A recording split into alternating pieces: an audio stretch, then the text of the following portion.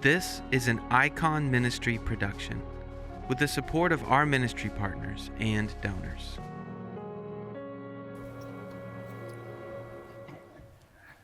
I speak at a lot of schools, high schools, with a lot of students. Sometimes it's easy to speak to the students, sometimes it's really difficult. I tell you where the easy ones are. It's where the community is ethnically diverse, where you have Aussies born here, British, Irish, but then you have the Iraqis and you have the Africans and then you have the Vietnamese. Why?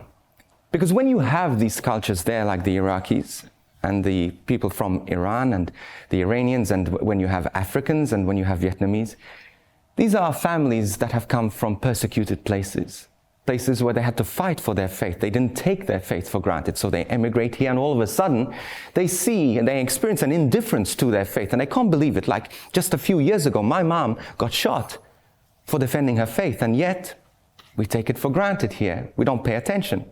So what do when I go and speak? They are the ones who pay so much attention. They're the ones who want to learn about their faith. They're the ones who keep the others quiet.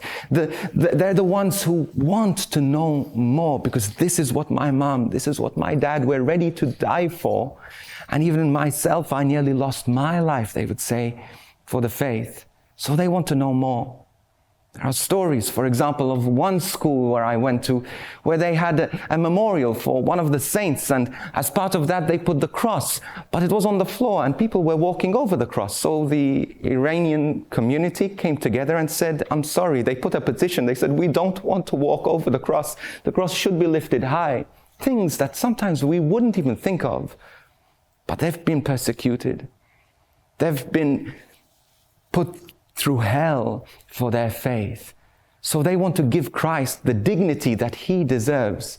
And I go and I speak in front of these people, but I'm put to shame because they have a strength that I could never have, because I've never been persecuted like they were persecuted. I've never had to risk my life like they had to risk their lives. I've never taken bullets like their parents have had to take bullets. Yet they are in a place where there's an indifference, and that breaks their heart as well. But they continue to be faithful. Persecution, it's a horrible thing. No one would ever want to go through it. But God knows, I know, we know that persecution makes us strong. Persecution turns us to the Lord. Persecution makes us ready to fight for our faith. The next time you are persecuted, the next time you go through a difficult moment, don't be afraid. Just ask the Lord, Lord, I'm going through this persecution. Don't let it be wasted. Help me become stronger through this. Help me be more convicted through this. And let me, through my conviction, draw others closer to your heart through this, as these students do. Because of their intense attention, because of their passion, other students cannot help but respect.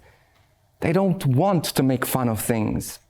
They don't want to bring things down, because they know how much it means to them. Let us be that type of people. Let us be ready to stand up for our faith. Sometimes it comes through persecution. Other times it comes through conviction. Other times it comes through encounter. Whatever, let us be strong. And when we stay strong, we will be persecuted. And that's okay, because it will only make us stronger and stronger. This production is only made possible because of the generous support of Icon Ministry partners and donors. Please go to iconministry.com/support to make a donation.